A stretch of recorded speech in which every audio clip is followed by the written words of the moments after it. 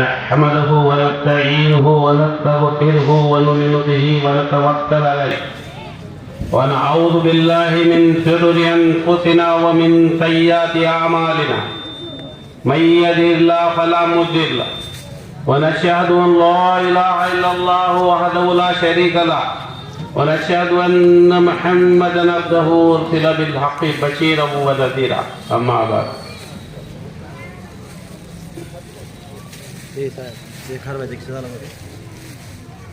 అనంత కరుణామయుడు అపార కృపాశీలుడు అమిత దయగలిగిన వాడు సర్వలోక సృష్టికర్త.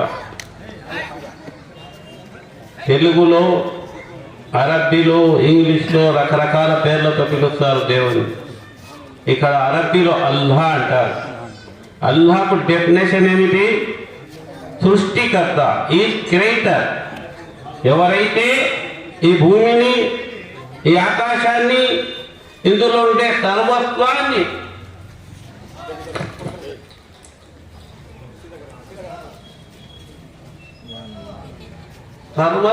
సృష్టించిన అద్వితీయ ఏకైక శక్తిని అరబ్బీ భాషలో అల్లా అంటారు.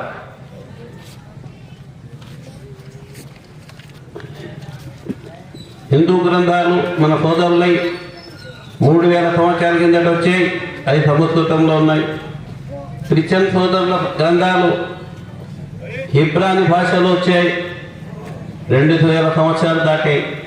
అరబ్బీ భాష మహమ్మద్ ప్రవక్త సల్లల్లాహు అలైహి వసల్లం గారు కాలంలో దైవ గ్రంథం అరబ్బీలో వచ్చింది.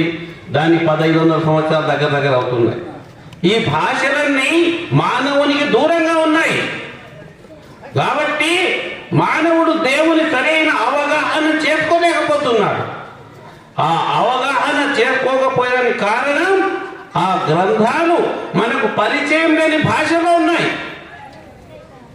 కాబట్టి మనం సులభంగా ఏ మంత్రం చేసినా దాని అర్థం తెలుసుకుంటే ప్రశాంతంగా ఉంటాం. కాబట్టి గ్రంథాల్లో, భాషల్లో మంత్రం యొక్క అర్థం తెలుసుకోవాలి. ఆ మంత్రాన్ని చెప్పేవాళ్ళే మహాగురువులు. సంభవామి యుగే యుగే, ఎప్పుడు ధర్మం గతి తప్పుతుందో అప్పుడు ఒక దివ్య పురుషుడు భూమి మీద ఉద్భవిస్తాడు అంటుంది దైవదత్త గ్రంథం. 1400 సంవత్సరాల కిందట ధర్మం అల్లకల్లోలమైపోయింది. మానవ సమాజం మృగ సమాజంతో సమానమైంది. ఏ విధంగా మృగాలు అడవిలో సంచరిస్తున్నాయో ఆ విధంగా మనుషులు సంచరించడం మొదలుపెట్టారు. ఈర్ష్య, ద్వేష, అసూయ, రాక్షస గుణాలతో మనుషులను హింసించడం మొదలుపెట్టారు బలవంతులు. బలహీనులను బాధించడమే ఒక కార్యంగా పెట్టుకున్నారు. స్త్రీలను ఒక ఆట వస్తువుగా చూశారు. స్త్రీని అగౌరవపరచడమే ఒక గొప్ప విషయం అనుకునేవారు. స్త్రీకి స్థానం లేకుండా పోయేది సమాజంలో. అటువంటి సమయంలో భూమి మీదికి ఉద్భవించారు ఒక ఉజ్వల తార. ఆ తారే ముహమ్మద్ ముస్తఫా సల్లల్లాహు అలైహి వసల్లం. ఆయన చెప్పారు, నేను తెచ్చిన గ్రంథం కొత్తది కాదు. భూమి పుట్టినప్పటి నుంచి 1000 సంవత్సరాల నుంచి ఈ భూమి మీదకు ధర్మం గతి తప్పినప్పుడు ఒక దివ్య పురుషుడు వచ్చేవాడు, అందులో నేను 184వ వాడిని అన్నారు.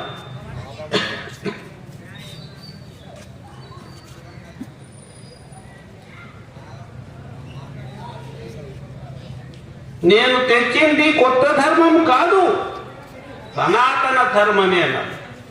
మనకు తూరి గ్రంథాలను పరిశీలిస్తాం. ఏ దైవ దత్త గ్రంథమైనా మీరు పరిశీలించండి, దాంట్లో 3 విషయాలు మీకు కానొస్తాయి. ఒకటి, దేవుడు ఉంటాడు. దేవుడు ఉంటాడని పరిచయం చేసే మెసెంజర్ ఉంటాడు.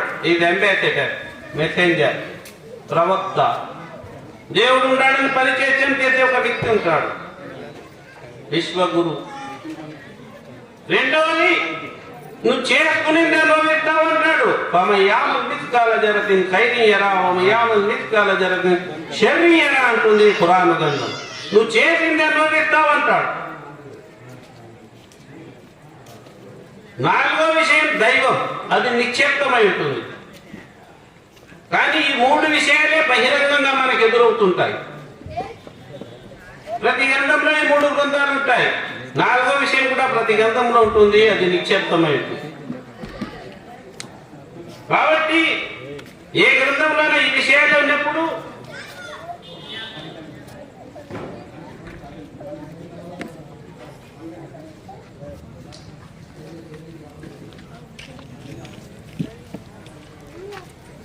మనం ఇక్కడ తీసుకోవాల్సింది ఏమిటంటే తారక మంత్రము. ఈ విశ్వగురువు గారు ఇస్తారు. తారక మంత్రం అంటే ఏమిటి? తా అంటే తాను, రా అంటే రాక, కా అంటే కనుగొనడం. తాను రాక కనుగొనడమే తారక మంత్రం. పురాణంలో చెప్తారు, సూర్య సర్దా, సూర్య బకరాలో, ఇన్ని గాయలున్ ఫిల్ అర్ది ఖలీఫా, నేను ఒక గురువును, ఒక దైవ ప్రతినిధిని భూమి మీదకి పంపిస్తున్నాను, తయారు చేసి తుమ్మ సవ్వావున్ మన పత్తి నిర్రుది, అందులో ఆ మట్టి బొమ్మను తయారు చేసి అందులో తన ఆత్మను ఉదాడు దేవుడు. నేను నా సొంత విషయం చెప్పడం లేదు, ఖురాన్ విషయం చెప్తున్నాను. ఊరు అడ్రస్ కూడా చెప్తున్నాను. సూర్య సర్దా, సూర్య బక్రా 29. ఆ బొమ్మలో కదలిక మొదలైంది. కళ్ళు కదిలియడం, చేతులు కదిలియడం మొదలు పెట్టాడు. అందులో ఆత్మ ప్రవేశించింది. అక్కడ మాయ ఉనింది, సైతాన్. వాడెవరో తెలుసా? భూమి మీద 80,000 సంవత్సరాలు సత్తా చేశాడు వాడు. సైతాన్ అంటే, మాయ అంటే రిక్షా తొక్కేటోడో మట్టి మోసుకునేవాడో కాదు, మహా విద్వాంసుడు, మహాకవి. వాడు ఎట్టయినాడు సైతాన్? వాడిలో అహంకారం ప్రవేశించింది. అప్పుడు చెప్పారు దేవుడు, ఇతను నిలబడతాడు, సత్తా చేయండి అన్నాడు. ఎవరెవరిని? దేవదూతలను. అక్కడ ఉండే ఇబ్లీస్ దేవదూతలు సర్దా చేశారు. అదేం సర్దా? దాదిని సర్దా అంటారు, గౌరవప్రదమైన ప్రమాణం. వీడొక్కడి చేయలేదు. వీడు అహంకారంతో నిండిపోయినాడు. అడిగాడు, దేవుడు అడగడు కానీ అడిగినాడు. మనం ఒక మినిస్టర్ ఉంటాడు, మన దగ్గర ఒక పీవన్ ఉంటాడు. వీడు పీవన్తో సమానమే. రేపు టీ తేపోరా అంటాడు. నేను ధ్యానం అంటే ఏమంటాడు? గెట్ అవుట్ ఫ్రమ్ హియర్ అంటాడు. ఇక్కడికి దొబ్బండ్రా బయట అంటాడు. కానీ దేవుడు అనలేదన్నమాట. అరుణామయుడు, ఏ వస్తువు నిన్ను శ్రద్ధ చేయకుండా అక్కడ నిలబెట్టింది అన్నాడు. అంటే వానికంటే నేను బెటర్ అన్నాడు. ఏమన్నాడు? వానికంటే నేను మేలన్నాడు. ఈ రోజు కూడా అంటున్నారు, సాయిబాగా చేస్తారే, సాయిబులకి ఏమొస్తాయిరా, గురువులకి ఏమొస్తాయిరా, 4 ఖురాన్ వాక్యాలు కూడా రాదు. ఆ విషయం వాడు అక్కడే చెప్పాడు. मुर्शेदान में क्या आता है पढ़ना, साहिबान क्या आता है, क्या मालूम ले, कुरान क्या मालूम, तर्जुमा क्या मालूम. ఆడనే నేడోడాడు, ఏడనాడు ఆకాశంపై నేడు వీనికేం వస్తుంది, నాకు వస్తుంది అన్నాడు. అది చెప్పాల్సింది నేను, నువ్వు కాదు. పో ఇక్కడి నుంచి అన్నాడు. గెట్ అవుట్ ఫ్రమ్ హియర్ అని. అంటే వాడేమన్నాడు, ఇది ముఖ్యమైన పాయింట్. ఇది ఈ పాయింట్ కింద లేకపోతే నీకు బేసే ఉండదు, నీ విశ్వాసానికి బేస్ ఉండదు. దిగు అన్నాడు. అంటే ఏమన్నాడు, వీని వలన నేను శాపగ్రస్తున్నైనాను. వీడిని వదలను, వీడిని నువ్వు పొందలేవు, వీని శరీరంలో నాకు భాగమీ అన్నాడు ప్రళయ దినము వరకు. దేవుడు అన్నాడు ఓకే అగ్రి గో అన్నాడు. ఇమామ్ గజాలి రహ్మతుల్లాహి కిమియా షహాదత్ అని 1000 ఏళ్ల కిందట తసవ్వుఫ్ ఇమామ్ ఆయన రాస్తాడు కిమియా షహాదత్ అంటే ఖురాన్ హదీస్ నుంచే రిప్లై ఇస్తాడు. ఆయన ఇస్తాడు ఎడమ వైపు అడిగాడు కదా వాడు అక్కడ ఈ మానవునిలో చోటిమ్మని, ఎడమ వైపు వానిస్తాను, కుడివైపు దేవదూతుంటాడు, మధ్యలో ఆత్మ ఉంటుంది. వీడు దేవదూత మాట విన్నాడో వాడు గురువుకు ప్రణమిడుతాడు. ఎవరైతే శైతాన్ మాట వింటాడో గురువును ధిక్కరిస్తాడు. అది ఇక్కడే కాదు, అక్కడనే మొదలైంది. వాడు గురువును ధిక్కరించినాడు అంటే వాడు శైతాన్ మాయాజాలంలో పడిపోయినాడు అని అర్థం. కాబట్టి సోదరులు ఈ బేస్కిన లేకపోతే ముందుకు పోలేదు. మీ దగ్గరికి ఎవరన్నా వస్తే ముందు అడగాలని శైతాన్ ఎట్లయినాడు అంటే వాడు నోరు మూసుకుంటాడు. ఎందుకంటే వీడి శైతాన్ కాబట్టి వచ్చినోడు శైతాన్ కాబట్టి వానిలో వ్యతిరేక భావం తప్ప ప్రేమ భావం ఉండదు. మహాప్రవక్త సల్లల్లాహు అలైహి వసల్లం సూరే అంబియాలో చెప్తారు ఒమా అక్రమ్లాక ఇల్లా రహమతుల్ లిల్ ఆలమీన్. దేవుడు అంటాడు ఓ ప్రవక్త నీకు ప్రపంచ కారుణ్యమూర్తిగా తయారు చేసి పంపిస్తున్నాను. చూశారా ప్రపంచ కారుణ్యమూర్తి. ఆ కారుణ్యమూర్తి యొక్క దివ్య లక్షణాలేమిటి, ఆయన మనకు అందించిన గుణాలేమిటి, అనుకువ ప్రేమ విధేయత, ఇవి ఆయన ఇచ్చిన దైవ గుణాలు.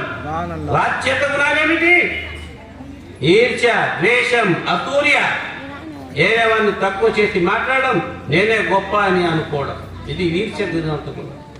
కాబట్టి మన దైవ గుణాలతో అలంకృతం కావాలి. ఆ విషయాలు చెప్పారు మహాప్రవక్త సల్లల్లాహు అలైహి వసల్లం. ఆయన జన్మదినం ఎంత వైభవంగా జరిగింది. 1400 సంవత్సరాల కిందట ఆయన భూమి మీద ఉద్భవించే సమయం వచ్చింది. 571 నెల 12వ తేదీ సోమవారం భూమి మీద ఒక ఉజ్వల తార దిగబోతుంది. ఆకాశం సన్మానింపబడింది. నక్షత్రాలలో కాంతి డబలైపోయింది. జ్యోతి పెరగడం మొదలుపెట్టింది. అమ్మ అమీనా గారు చెప్తారు, నేను కిస్రా అంటే బస్రా యొక్క ఊరి యొక్క గుర్తు నుంచి కానొచ్చిన నాకు అంటే అంత జ్యోతి అయింది ఆ రోజు రాత్రి స్వర్గాన్ని అలంకరింపబడ్డారు. దేవదూతలు అడిగారు ఏమిటి విషయం, స్వర్గాన్ని ఈ విధంగా అలంకరిస్తున్నారు, ఏం విషయం? అర్ష్ అంటే సింహాసనం, దేవుని సింహాసనం నుండి ఒక అద్వితీయమైన వాయువు, ఒక సుందరమైన వాయువు, ఒక ఉన్నతమైన ఒక వాయువు రావడం మొదలుపెట్టింది. గాలి, ఆ గాలి అంతకు ముందు ప్రపంచం పుట్టినప్పటి నుంచి ఎప్పుడు రాలేదు. అటువంటి గాలి రాబట్టింది. దేవదూతలు ప్రశ్నించుకున్నారు, ఏమిటి వైపరీత్యం, ఎన్నడూ లేని అద్భుతం జరుగుతుంది, ఏమిటి విషయం అన్నారు. అప్పుడు వాళ్లకు దేవదూతలు చెప్పారు, పెద్ద దేవదూతలు, ఈరోజు ప్రవక్తల నాయకుడు, విశ్వ ప్రవక్త నాయకుడు ఈ మొదటి భూమి మీద ఉద్భవించబోతున్నాడు. ఆయన యొక్క పాద కృతికి ప్రపంచం తహతలాడుతుంది. భూమి పాప భారాలతో నిండిపోయింది. అతని స్పర్శ కోసం ఆ భూమి ఎదురు చూస్తుంది. పక్షులు సుఖశాంతులతో అసడం మొదలుపెట్టాయి, కేకలు వేస్తున్నాయి, దైవ పిలుపులు చేస్తున్నాయి. ఎందుకంటే ఒక అద్వితీయ పురుషుడు ప్రపంచంలో శాంతి నెలకొల్పి మానవాళిలో ఒక ప్రశాంతతను తయారు చేసే ఒక మహానీయుడు భూమి మీద ఉద్భవించబోతున్నాడు. అతని కోసం ఈ ప్రకృతి పులకించిపోయింది. ఆయనకు స్వాగతం. మరి ఇంత చేసిన ఆయన ఏం చెప్పారు? తల్లి పాదాల కింద స్వర్గం ఉందన్నారు. చూసారా? ఎవరైతే తల్లిని బాధిస్తూ ఏడ్పిస్తున్నారో ఈ రోజు సమాజంలో తల్లి స్థానం స్త్రీ స్థానం ఏ విధంగా ఉందో మనం చూస్తున్నాం. తల్లిని ఎదిరించేటోళ్ళు, మాట్లాడేటోళ్ళు, తిట్టేటోళ్ళు ఎంతో మంది కొడుకులను చూస్తున్నాం. అటువంటి కొడుకులకు ఏం బోధ చేశారు మహాప్రవక్త గారు? తల్లి పాదాల కింద స్వర్గం ఉందన్నారు, తండ్రి స్వర్గానికి ద్వారం అన్నాడు. ఎవరైతే తల్లిదండ్రులను తృప్తిపరచారో, వాళ్ళ ఆజ్ఞ మీరకుండా ఉంటారో వాళ్ళు స్వర్గంలో ప్రవేశిస్తారన్న. చూశారా? అటువంటి సందేశం ఇచ్చిన మానవాళికి మానవత్వం నుండి దైవత్వంలోకి నడిపిన మహానీయుడు మహాప్రవక్త సల్లల్లాహు అలైహి వసల్లం. కాబట్టి సోదరులారా, ఆయన జన్మదినాన్ని జరుపుకోవడం మన అదృష్టం. ఈ వద్ద మనం ఇక్కడ వచ్చాము అంటే మనం రాలేదు, ఆయన పంపించాడు. ఉదాహరణకి మనం ఒకరి ఇంట్లోకి పోవాలి అంటే ఆ ఇంటి యజమాని మనల్ని ఇంట్లోకి ఆహ్వానించాలి, లేకపోతే గేటు దగ్గరనే మాట్లాడి పంపించేస్తాడు కదా. అలా కాకుండా మనం పిలిచి కుర్చీలో ఏది కూర్చోబెట్టినాడు ఆ మహానీయుడు అంటే దేవుడు మనకు ఎంత గౌరవం ఇస్తున్నాడు. మనం దేవునికి అతిథులుగా వచ్చాం. మహాప్రవక్త సల్లల్లాహు అలైహి వసల్లం గారి జన్మదినానికి మనము అతిథులుగా వచ్చామంటే మన యొక్క ప్రపంచ ఇహలోకంలోనూ పరలోకంలోనూ ఎంత గౌరవం ఉందో మనం ఒక తూరి ఆలోచిస్తే అర్థమవుతుంది. ఆ మహాప్రవక్త గారు మనకిచ్చిన ఈ అదృష్టాన్ని మనం సద్వినియోగం చేసుకోవాలి. ఆయన భూమి మీద, భూమి లోపల, ఆకాశం పైన జరిగే విషయాలను మనకు ముందే చెప్పారు. ఆ విషయాలను మనకు తెలిపారు, దాన్ని అనుసరించమన్నారు. మహాప్రవక్త దగ్గరకు ఒక వ్యక్తి వచ్చాడు. మహాప్రవక్త, నేను ఒక పాపం చేశాను, నేను ఒక తప్పు చేశాను అంటే ప్రవక్త గారు చెప్పారు, ఒక మంచి పని చేయన్నారు. చూసారా? ఒక మంచి పని చేయి, నీ పాపం ఆ పుణ్యం తుడిచి పెడుతుంది అన్నారు. నీ పాపాన్ని ఆ పుణ్యం తుడిచి పెడుతుంది అన్నారు. యామల్ మిస్కాల జరగని ఖైరియరా, యామల్ మిస్కాల జరగని రాగింజంత పుణ్యము, రాగింజంత పాపము చూసుకుంటావన్నారు. అయితే ఆ కరుణామయుడు మనకిచ్చిన మరొక ప్రసాదం ఏమిటో తెలుసా? ఒక్క పాపానికి ఒక పాపమే, ఒక పుణ్యాన్ని 10 నుండి 700 వరకు ఇస్తాను నీ సంకల్పాన్ని బట్టి అన్నారు. ఇది ఎవరి వల్ల వచ్చింది? ఆ మహానీయుని వల్ల మనకు వచ్చింది, ఆ మహానీయుని కారుణ్యం వల్ల మనకు వచ్చింది. కాబట్టి ఇటువంటి విషయాలు మానవాళికి ఇచ్చి వారు అసంతృప్తి చెందకుండా, నిరాశ పడకుండా, నిస్పృహకు లోను కాకుండా దైవ ఆజ్ఞలో, దైవ పాలనలో, దైవ ధ్యానంలో నిమగ్నమయ్యేదానికి ఆయన ఎన్నో మార్గాలు మనకు మానవాళికి అందించారు. దైవ ధ్యానం అంటే ఏమిటి? దేవుని మాట్లాడడం. ఫస్కురుని అస్కురుకుం అంటారు పురాణం. నువ్వు నన్ను ధ్యానం చేయి, నేను నిన్ను జ్ఞాపకం పెట్టుకుంటాను. నన్ను నువ్వు ధ్యానం చేయి, నేను నిన్ను జ్ఞాపకం పెట్టుకుంటాను. చూశారా ఎటువంటి విషయాన్ని మనకు తెలిసారు ఆయన. సుభాన్ అల్లా అని మనం అంటే దేవుడు పవిత్రుడు అని మనం అంటే దేవుడు అంటే నా భక్తుడు కూడా పవిత్రుడు. ఎవరి వల్ల లభించింది? మహమ్మద్ ప్రవక్త సల్లల్లాహు అలైహి వసల్లం కరుణ కటాక్షాలతో, వాళ్ళ పాద ధూళితో మనకి ఈ విషయం జరిగింది. సుభాన్ అల్లా అని మనం అంటే దేవుడు పవిత్రుడు అని మనం అంటే దేవుడు అంటే నా భక్తుడు కూడా పవిత్రుడు. చూశారా? ఇటువంటి విషయాలు మానవాళికి అందించి మానవులలో ఉండే జిజ్ఞాసను పెంచారు, తల్లి యొక్క విలువను పెంచారు. అదే విధంగా మానవుల యొక్క సమస్యలు పరిష్కరించారు. గురు చరిత్రలో కథ వస్తుంది. ఒక ఆవుని ఏముంది, ఒక ఆవులు చాలా ఉంటాయి అడవిలో, ఊర్లో. అప్పుడు ఇది 100 ఏళ్ల కిందట వాక్యం విషయం. పల్లెలు అన్ని 100 ఏళ్ల కిందట ఈ ఊరి నుంచి నంద్యాల పోవాలంటే మొత్తం అంతా అడిగా. ఆ పల్లెల్లో ఒక ఆవుల మంద ఉంది. ఆ ఆవుల మందలో ఒక ఆవు తప్పిపోయి చీకటి పడిన తర్వాత అడవిలోకి వెళ్ళింది. అడవి లోపలికి వెళ్తే ఏమవుతుంది? అడవిలో ఏముంటాయి? పులులు ఉంటాయి. ఒక పులి చూసి వెంటబడింది. ఆవు పరిగెత్తడం మొదలుపెట్టింది. దాని వెనుక పులి కూడా పరిగెత్తడం మొదలు. దగ్గర పోయిన తర్వాత ఏమైంది? ఒక ఒట్టి చెరువు, అంటే సగం ఎండిపోయిన చెరువు ఉంది అక్కడ. ముందు ఆవు పరిగెత్తింది, ఇంకా నోటే దారి లేదు, వెనకాల పులి ఉంది, ముందు చెరువు ఉంది. పరిగెత్తు. ఆవు కాళ్ళు పొడుగుగా ఉంటాయి, పులి కాళ్ళు పుట్టిగా ఉంటాయి. ఇది 100 అడుగులు పోయింది. పోయిన తర్వాత 1 అడుగు తిట్టే 3 అడుగులు ఇరక్కబోతున్నాయి. కదిలేదానికి అవకాశం లేదు. వెనకాల పులి పరిగెత్తొచ్చింది, అది 50 అడుగుల్లో ఇరక్కపోయింది. 1 కాలు తిట్టే 3 కాళ్ళు ఇరక్కబోతున్నాయి. ఇద్దరు నిరుత్సాహంగా నిలబడిపోయారు, ఏమీ చేసుకోలేక ఒకరినొకరు చూసుకుంటారు. అప్పుడు ఆవు అడిగింది, నిన్ను ఇడిపించుకుపోయే వాళ్ళు ఎవరన్నా ఉన్నారా, నీకు సహాయం చేసే వాళ్ళు ఎవరన్నా ఉన్నారా అని. పులి గర్వంగా, నేను అందరికీ సాయం చేసేవాడు అన్నది, నాకు సాయం చేసేవాడు అది గర్వంగా. ఆ తర్వాత పులి అడిగింది, సరే నా విషయం సరే, నీకు సాయం చేసేవాడు ఎవరన్నా ఉన్నాడా అని.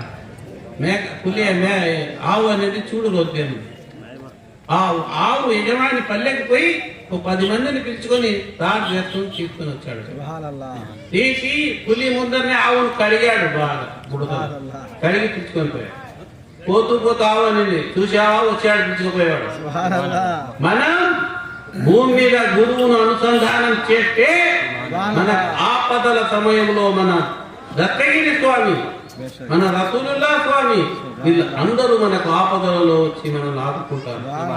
అలా కాకపోతే మనం విర్రవీగితే మనం విడిపించేవాడు ఉండడు, రక్షించేవాడు. మహాప్రవక్త సల్లల్లాహు అలైహి వసల్లం దగ్గరికి ఒక శిష్యుడు వచ్చాడు. గురువర్య, గురుగారు, ప్రణయం ఎప్పుడు వస్తుంది? చూడండి ఆయన ఏం చెప్పారు, ప్రణయం ఎప్పుడు వస్తుంది? ప్రవక్త గారు చెప్పారు, ఏం జమ చేసావు నాయనా అన్నారు. ప్రవక్త గారు, నేను రాత్రులు ప్రార్థన చేయలేను నిలబడి, ఎందుకంటే పొద్దున్నే పనికి పోవాలి. ఉపవాసం ఉండలేను, ఎందుకంటే ఎండలో పని చేయాలి. దానం చేయలేను, బీదవాణ్ణి. మరి ఏముంది నాన్న నీ దగ్గర అన్న. అతను కొద్దిసేపు ఆలోచించి చెప్పాడు, గురువుగారు నీ మీద నాకు ప్రేమ ఉందన్న. గురువుగారు చెప్పారు, అది ఉంచు. భూమి మీద ఎవరి మీద ప్రేమ పెడతావో చనిపోయిన తర్వాత అతని వెంట నువ్వు ఉంటావు. మనమంతా మహాప్రవక్త సల్లల్లాహు అలైహి వసల్లం మీద ప్రేమ పెట్టేటోళ్ళం. మనం రేపు ఆయన వెంట ఉంటాం, మనము ఆయన వెంట ఉంటాం. ఇంకా జెండాల సమస్య వస్తుంది. జెండా ఎవరిచ్చినారు? తిరుమజీ షరీఫ్ హదీస్ చదవండి. రివావుల్ హమ్, రివా అంటే జెండా, హమ్ద్ అంటే పొగడ్తలు, దేవుని స్తుతితో రేపు దేవుని ప్రవక్త చేతిలో ఇస్తారు ఆ జెండా. ఆ జెండా పైన 3 వాక్యాలు రాసి ఉంటాయి. దాని వెనక ఎవరుంటారు? ఈ భూమి మీద ఎవరైతే మహాప్రవక్త కోసం జెండా పట్టినారో వాళ్ళంతా ఆ జెండా, ఆ జెండా నీడలో ఉంటారు. ఈ పొద్దు ఆ జెండాను తిరస్కరించేటోళ్ళు ఆ రోజు ఏ విధంగా ఉంటారో ఆ ప్రవక్త. కాబట్టి సోదరులారా, ఇది మనకు అదృష్ట దినం, ఇది ఒక సుదినం. ఈ దినం దేవుడు మనకు అంగీకరించినాడు కాబట్టి మనం ఇక్కడికి రాగలిగాం. కానీ గురు చరిత్రలో ఇంకొక కథ వస్తుంది. ఇది కథ కాదు, గురు చరిత్రలో జరిగిన విషయం. పూర్వము ఒక గురువు ఉన్నాడు. ఆ గురువు దగ్గర ఒక శిష్యుడు పోయేవాడు. 10 ఏళ్ళు సేవ చేసేవాడు, ఉద్యోగం చేసేవాడు. ఉద్యోగం అయిపోతే 4 గంటల నుంచి సాయంత్రం 8 గంటలు గురువు దగ్గర ఉండేవాడు. మనం అంతే కదా, మనం సారాయి అలవాటు పడితే పొద్దున్న నుంచి సాయంత్రం సంపాదించి 6 నుంచి 10 గంటలకు బార్లో కూర్చొని ఉంటాం. చెడ్డోళ్ళు కావాలి. మంచోళ్ళు అయితే ఉదయం నుంచి సాయంత్రం పని చేసి ఆ డబ్బు ఇంట్లో ఇచ్చి గురువు గారి సాంగత్యంలో ఉంటాం, గురువు సేవలో ఉంటాం. అలా 10 ఏళ్ళు గురు సేవ చేశాడు. కానీ భార్య అడిగింది, 10 ఏళ్ళ నుంచి గురు సేవ చేస్తున్నావు, అదే పాత సైగలు, అదే పాత జీవితం. నీ తమ్ముడు చూడు, సారాయి తాగుతాడు, అన్ని చేస్తాడు, గురువు సేవ చేయడు. వాడు వీధిలో 2 మిద్దెలు కట్టినాడు. 2 మిద్దెలు కట్టినాడు వీధిలో. నువ్వేందో అదే పాత సైకిల్ మీద ఉండవు 10 ఏళ్ళైనా కానీ. నో యూస్ అన్నది, ఏం ప్రయోజనం లేదు. ఇతన్ని కూడా ఆలోచన వచ్చింది, అంతే కదా. ఎప్పుడైతే మనం గురువు మాట వింటూ ఉంటామో అప్పుడే మనం ఈ యొక్క సమూహంలో ఉంటాం. ఎప్పుడు గురువును తిరస్కరించడం మొదలు పెడితే ఈ సమూహమే దాన్ని బయటికి దొబ్బిస్తుంది. దానికి ఉదాహరణ చెప్తారు, బతికిన చేపని సముద్రం ఉంచుకుండేది. బతికిన చేపను సముద్రం తన గర్భంలో ఉంచుకుంటుంది. ఏ దినము చేప సత్తే ఆ చేపను సముద్రమే తీసుకుపోయి ఒడ్డున పారేస్తుంది. ఏ రోజైతే నీకు గురువు మీద తృణీకర భావం కలుగుతుందో అదే రోజు నీకు ఈ సమస్త ఈ గురు సమస్త నిన్ను తీసుకుపోయి గురు సమస్త బయట వీడనుకుంటాను నేను వదిలేకపోతున్నాను, కాదు అదే నేను పంపిస్తుంది. మనం పాములాట చూస్తుంటాం కదా, ఎక్కుతా పోతాం నిచ్చెళ్ళు, పొరపాటు పడినామా పక్క గదిలో అడుగు పెడితే పాము ఉంటుంది, తింటే ఏడ పడతారు తెలుసా? చిన్న చిన్న చేపలు పడితే మధ్య మధ్యన పడతాడు, పెద్ద పాము దగ్గర పడితే తీర మొదట ఏడు నుంచి వచ్చాడు అడిగిపోయి ఉంటాడు. కాబట్టి మనం గురువాక్యం శిరోధార్యం అని ఉన్నంత వరకు ఈ దాంట్లో ఉంటాము. ఈ గురువును కొద్దిగా మన మనసులో అనుమానం వచ్చినా దీని నుంచి మనం తొలిపోతాం. ఇది మనకు అంగీకరించాడు దేవుడు. ఆ మాట అడిగాడు అంటే అతనికి గురువు దగ్గర, గురువర్య నేను 10 ఏళ్ళు సేవ చేశాను, నాకు ఎలాంటి ప్రయోజనం లేదు, మా అన్న చూడండి అన్నాడు. అంటే గురువుగారు అర్థం చేసుకున్నారు, వీడు పక్క వాళ్ళ మాటలకు ప్రలోభపడ్డాడు కాబట్టి ఇతనికి అసలు విషయం చెప్పాలి అని ఆయన ఏమన్నా రేపు రానమ్మా అని. రేపు ఉదయం వెళ్ళాడు, స్నానం గీనం పోతానే గురువుగారు ఏదో బంగారం ఇస్తారనుకున్నాడు, పోయి కూర్చున్నాడు. గురువుగారు అన్నాడు, అంతకుముందు గట్టిగానే వాడు, ఇప్పుడు వినయంగా అంటున్నాడు గురువుగారు ఏం నాన్న ఏం లేదు, అది ఒక ప్లేట్, గురువుగారు ఏం మాట్లాడు, ప్లేట్ ఇచ్చినాడు, ఒక ప్లేట్ పలక, చూడు దీంట్లో అన్నాడు. చూస్తే ఏముంది, ఆయన నంద్యాలకే కోటీశ్వరుడు, అతని ఇంట్లో 30 కోట్లలు, బిల్డింగులు, కార్లు, ఓ వైభవంగా ఉన్నాడు. ఎవరు స్వామి ఈ అదృష్టవంతుడు అంటే బాగా చూడరా అన్నాడు. చూసేవాళ్ళు అన్నీ అతను, ఇదేమిటి గురుగారు, మా అన్న వీధిలోనే వీళ్ళటోళ్ళు 10 మంది ఉన్నారు, ఆయనకుండే 2 ఇళ్ళు, ఇది చూస్తే ఇంద్రభవనంలాగా ఉంది ఇట్లా అన్నారు. ఆ పలక ఎట్టారని, ఈ పలక చూడరా అన్న. ఆ పలక చూస్తే ఏముంది, ఒక కుష్టి వ్యాధి కలిగినాడు, రోడ్డు మీద ప్లాట్ఫామ్ మీద పడుకొని ఉన్నాడు, పట్ట కప్పుకొని ఉన్నాడు, దోమలు కుడుతున్నాయి, భయంకరంగా ఉన్నాడు. వీడెవరు స్వామి, ఇంత అష్టదరిద్రుడు అన్నాడు. బాగా చూడరావని అన్నాడు. చూసేవాడేమి, ఇదేమిటి స్వామి, నేను ఇలా ఉన్నాను, నాకు ఇల్లు ఉంది, పెళ్ళాం ఉంది, పరుపు ఉంది, పైన ఫ్యాన్ ఉంది, ఇంట్లో ఉంది, ఇదేమిటి నేను రోడ్డు మీద వచ్చి పండుకొని ఉన్నాను పెట్ట కప్పుకొని అంటే గురుగారు ఆ పలక తేరాను. అప్పుడు చెప్పారు, నీ తలరాతలో 10 ఏళ్ల కిందట నువ్వు ఇక్కడికి రాకుండా అంటే గురువు దగ్గర ఈ పొద్దు నువ్వు ఆ ప్లాట్ఫామ్ పైన పండుకొని ఉండేవాడు. నీ తలరాతలు రాకుండా అక్కడ నువ్వు పట్ట కప్పుకొని పండుకోవాల్సింది.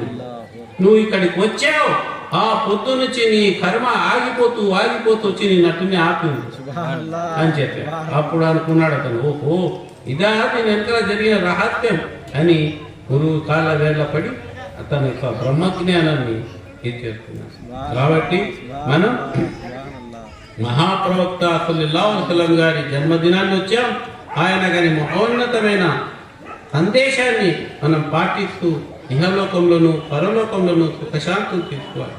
ఆయన చెప్పిన అద్వితీయమైన విషయాలు, ఆయన చెప్పిన అద్వితీయమైన ఎన్నో విషయాలు మన కాన్రాని ఈ సృష్టిలో నిక్షేప్తమైన రహస్యాలన్నీ మనకు చెప్పాడు. ఆయన ఈ సృష్టిలో నిక్షేప్తమైన రహస్యాలన్నీ చెప్పాడు. ఒకరోజు ప్రవక్త సల్లల్లాహు అలైహి వసల్లం గారు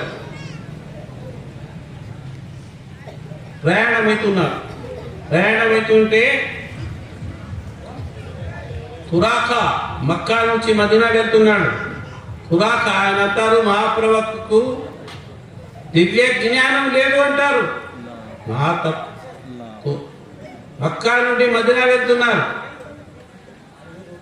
తురాక అనే మహా గొప్ప బలశాలి వెంటబడ్డాడు. వెంటబడి ఎవరున్నారు? అబూబకర్ సిద్దిక్ రలియల్లాహు అన్హు. ఆయన అన్నాడు, గురువుగారు ప్రవక్త గారు నాకు ఆజ్ఞ ఇచ్చేవాడిని నేను యుద్ధం చేస్తాను. లేదు రావని దగ్గరికి రాను. దగ్గరికి వస్తే ఆయన భూమి వైపు చూశాడు. ఎందుకంటే పంచభూతాలు ఎవరైతే ఆ దేవునికి ప్రియమైన ఉంటారో, వలి అల్లాలు, ప్రవక్తలు, వలి అల్లాలు, వీళ్ళకు పంచభూతాలు వాళ్ళు ఆధీనం చేసింటాడు దేవుడు. వాళ్ళు దాన్ని బయటికి తీయరు, అవసరం వచ్చినప్పుడే చెప్తారు దాని దగ్గర. ఆయన భూమి వైపు చూశాడు, అంతే భూమిలో సురాకా కాళ్ళు దిగబడిపోయాయి. గుర్రంపై నుంచి కింద పడ్డాడు. కింద పడి చూశాడు, వాళ్ళిద్దరు గుర్రం పైన ఉన్నాడు, వీళ్ళు కింద ఉన్నాడు. గుర్రం పైన ఉండేటంతో కొట్టాడ యుద్ధం చేయడం కింద ఉండేటువంటి సాధ్యం కాదు. చూశాడు, ఇంకా నాకు కాదురా ఇక్కడ అనుకున్నాడు. అనుకొని గురుగారు పొరపాటు పడి వచ్చాను, క్షమించండి అన్నాడు. ఏమన్నాడు? క్షమించండి, నా గుర్రం నాకు వదిలేస్తే నేను వెళ్ళిపోతానన్నాడు. ఎందుకంటే వాహనం లేకుంటే ఆ అడవి దాటలేరు. ఇసుక దినేలు ఉన్నాయి కదా, ఎడారి, ఆ ఎడారి ప్రాంతాన్ని దాటాలంటే వాహనం ఉండాలి. ఆ వాహనం లేకపోతే వాడు మధ్యాహ్నం చచ్చిపోతాడు. కాబట్టి ఈ వాహనం చూస్తే కదలడం లేదు. కాబట్టి నన్ను వదిలేస్తే నేను వెనక్కి వెళ్ళిపోతాను అని ఆయన మళ్ళా గుర్రం వైపు చూశాడు. గుర్రం కాలు వదిలేదు, గుర్రం పైన కూర్చున్నాడు. కొంత దూరం వెనక్కిపోయాడు, చూశాడు, తాగిన్నాడు సారా. అరే ఏదో తాగిన కైపులు అలా జరిగిందేమో. ఎందుకంటే మహాప్రవక్త గారిని పట్టుకుంటే 100 ఒంటెలు ఇస్తామన్నారు. అయితే పొరపాటున ఏమైనా తాగి కైపులు అయిందేమో అని మళ్ళీ ఎదిగి తిరిగాడు. మళ్ళా పరిగెత్తొచ్చాడు, మళ్ళా గుర్రం తీసుకొచ్చాడు, దాడి చేసేదాన్ని కత్తి తీసుకొని.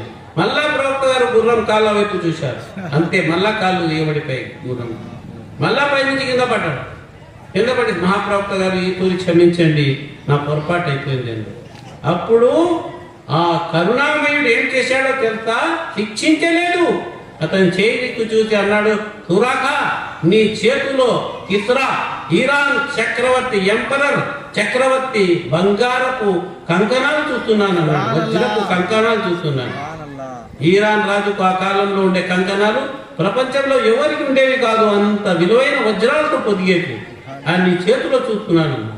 అతను అనుకున్నాడు, ఇదేమిటి, నేను ఒక వీధి రౌడిని, అతని ఆడ నేనెక్కడ, ఏదో పొరపాటు జరిగిపోయింది, ముందు ఇడిచి బతికిపోతే చాలా దేవుడా అని గురుగారు నన్ను వదిలేండి మహాప్రవక్త గారు అని వదిలేసి.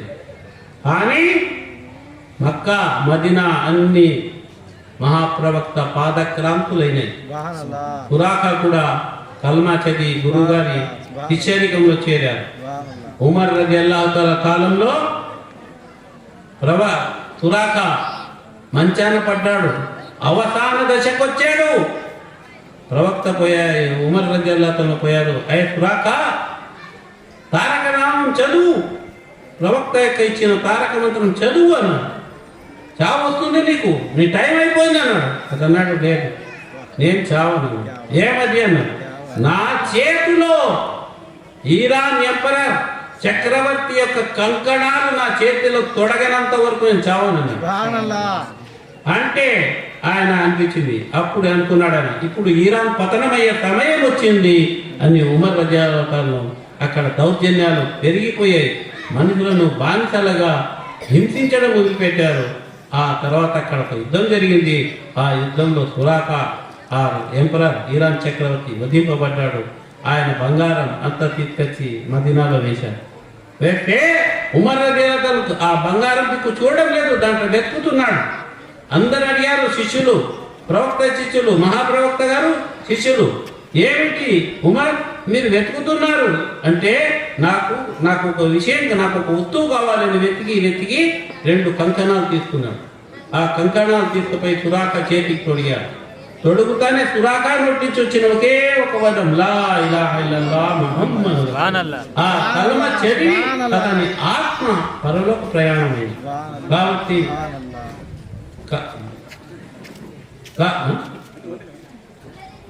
కాబట్టి ఆయన యొక్క దివ్య మహిమలలో ఆ మహిమ ఒకటి. అంటే ఆయన ఇతనికి ఒక శత్రువును చంపేదానికి వచ్చిన శత్రువు చేతిలో ఇరాన్ చక్రవర్తి యొక్క కంకణాలు ఉండే శుభవార్త చెప్తున్నాడు.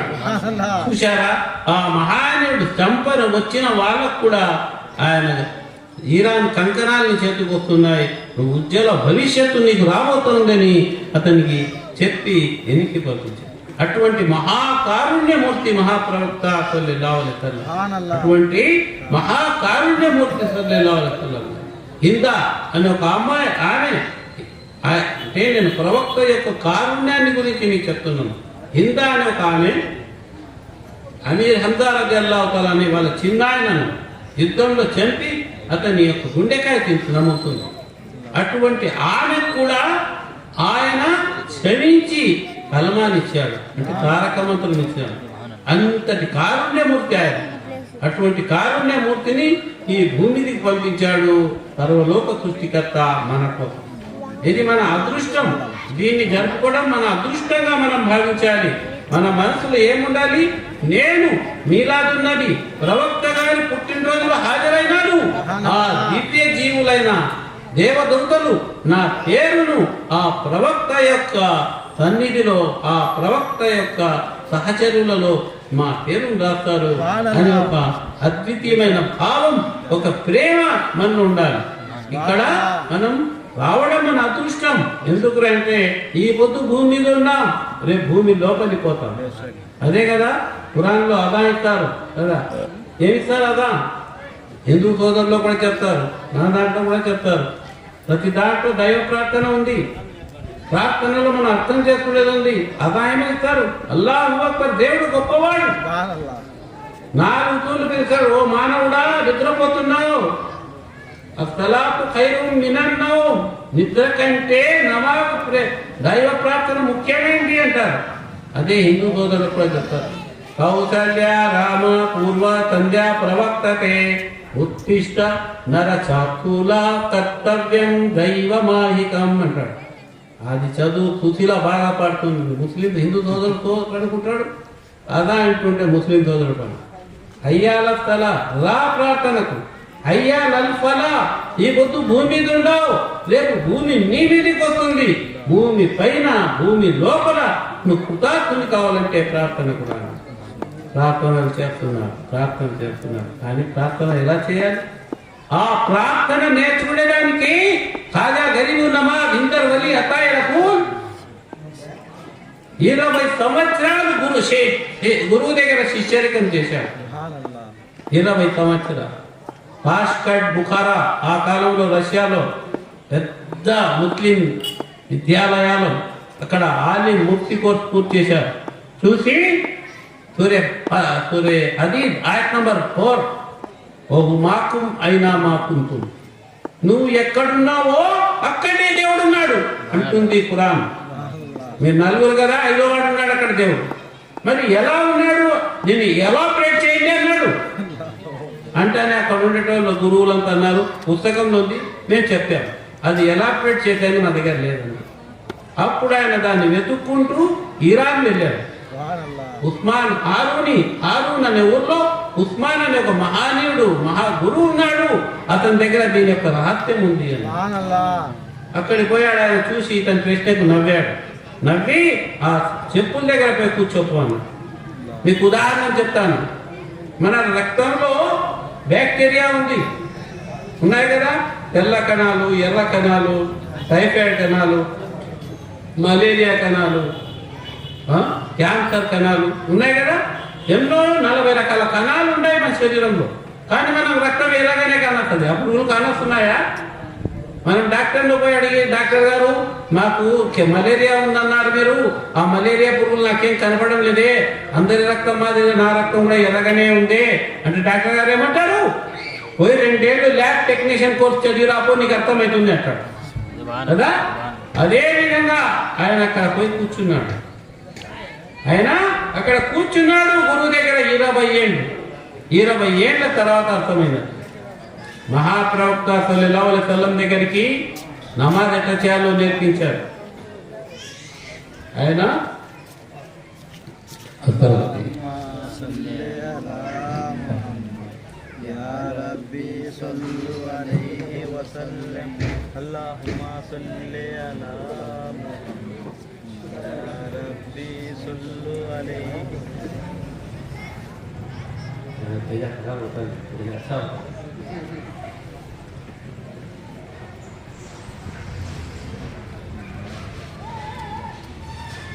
మనం ప్రార్థన అంటున్నాం, అందరూ వస్తున్నారు ప్రార్థన చేయండి, ప్రార్థన మనం చేస్తున్నాం. ప్రార్థన ఏ విధంగా చేయాలని ఎవరన్నా అడిగినామా? మనం ప్రార్థన ఎలా చేయాలని ఎవరు చెప్పాలి? ఎవరు ప్రార్థన నేర్పించాడో అతనే చెప్పాలి. ఆ చెప్పిన వ్యక్తే మహాప్రవక్త సల్లల్లాహు అలైహి వసల్లం. హదీసే కుదుసి అంటారు, అంటే డైరెక్ట్ దేవుని దగ్గర తీసుకొచ్చినాక. ఒకరోజు మహాప్రవక్త సల్లల్లాహు అలైహి వసల్లం గారు ఇటువంటి సభలో కూర్చున్నారు. మహాగురువు గారు ఒక వ్యక్తి, అపరిచిత వ్యక్తి, మధ్యన వాడు కాదు, అపరిచిత వ్యక్తి, మనుషులను సమూహాన్ని దారి తీసుకుంటూ వచ్చి ప్రవక్త ఎదురు కూర్చున్నాడు. కూర్చొని అడిగాడు, యా రసూలుల్లాహ్ సల్లల్లాహు అలైహి వసల్లం ఇహ్సాన్ క్యా చీజ్ హై నా?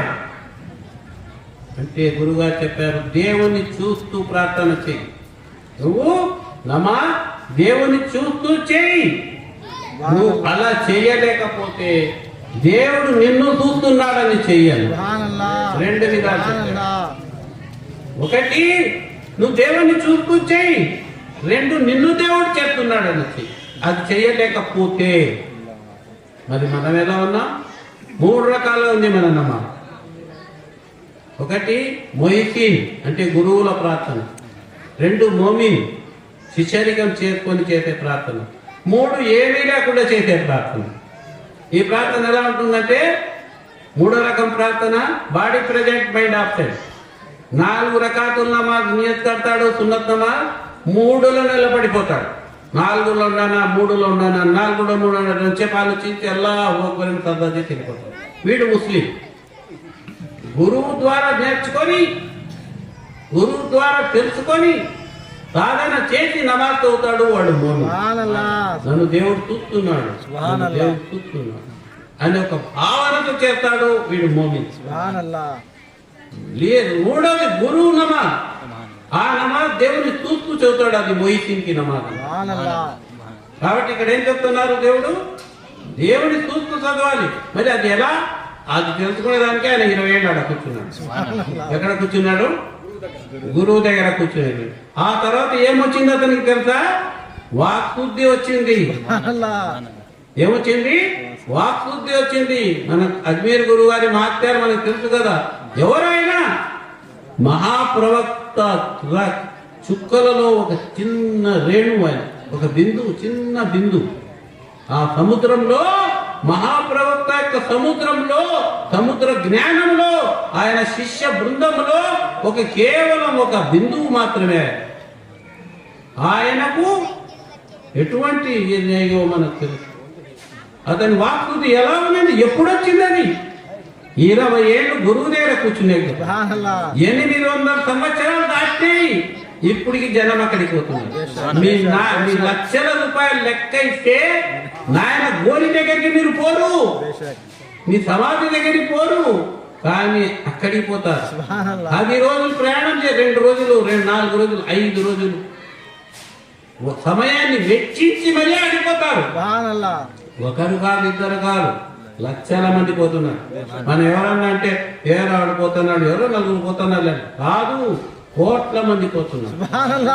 లెక్క అంటే లక్షలు కాదు, కోట్ల మంది పోతున్నారు. ఒక ఆంధ్రప్రదేశ్ నుంచే లక్షల మంది పోతున్నారు. కారణం ఆయన ఆ స్థితి చేరిన. ఈ 800 సంవత్సరాలలో ఎంతో మంది ఆలిములు వచ్చారు, ఎంతో మంది ఆఫీసులు వచ్చారు, వందలాది మందిలతో కలిసి మద్రసాలు పెట్టారు, ఎంతో హితబోధ చేశారు. కానీ ఒక్కడు కూడా లేకపోయినాడు, ఒక్కడు కూడా అడ్రస్ లేకుండా పోయినాడు. కారణం ఆ చదువు దయ్యం చదువు, ప్రవక్త చదువు. అది ఏ విధంగా ప్రవక్త నిలబడిపోయినారు మదీనాలో, ఆ విధమైన చదువు చదివారు ఆయన. కాబట్టి 800 సంవత్సరాలైన మానవులు అతన్ని దర్శిస్తున్నారు, ఆయనతో లాభం పొందుతున్నారు. దేవుని కరుణ కటాక్షాలు ఆయన మీద కేంద్రీకరించినాయి. ఎట్లయినాయి? మహాప్రవక్తలు మనం చదువుతుంటాం. 18 అరైతల్లది యుకద్దిబు బిద్దీన్ ఫదాలికల్లది యదవుల్ యతీమ్ వలా యహుద్దు అలా తుఅమిల్ మిస్కీన్ ఫవైలుల్ లిల్ ముసల్లీన్ అల్లదీన హుమ్ అన్ సలాతిహిమ్ సాహూన్. ఏమర్థం? ఎవరైతే నమాజులో, ప్రార్థనలో దేవుణ్ణి మర్చిపోయి, తనను తాను మర్చిపోయి చేతులు కట్టుకొని ఎక్కడెక్కడనో ఆలోచిస్తుంటాడు వీడు, అటువంటి వాణ్ణి నేను నరకములో అట్టడుగులో ఉండే భాగంలో వేస్తానంటున్నాడు.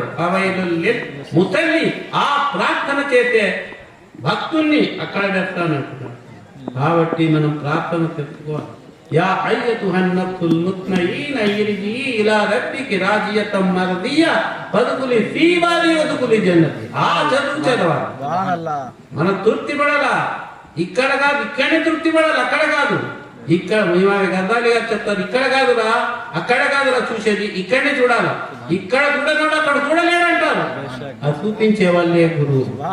మద్రసాలో చదువుతారు, మస్జిద్లో వింటారు, గురువు దగ్గర చూస్తారు. నీ మూడో నేత్రాన్ని, నీకు 3 కళ్ళు ఉన్నాయి, 2 చర్మపు కళ్ళు, 1 మనసు కన్ను, మనోనేత్రం. ఆ మనోనేత్రాన్ని తెరిపించి నిశ్శబ్దమైన దివ్య చైతన్య శక్తిని చూపించేవాడే గురువు. కాబట్టి మనం గురువు సాంగత్యంలో చేరి ఆయన ద్వారా మనం అన్ని పొందాలని నేను మనస వాచ కర్మాన్ని కోరుకుంటున్నాను. అస్సలాము అలైకుం వరహమతుల్లాహి వబరకాతుహు.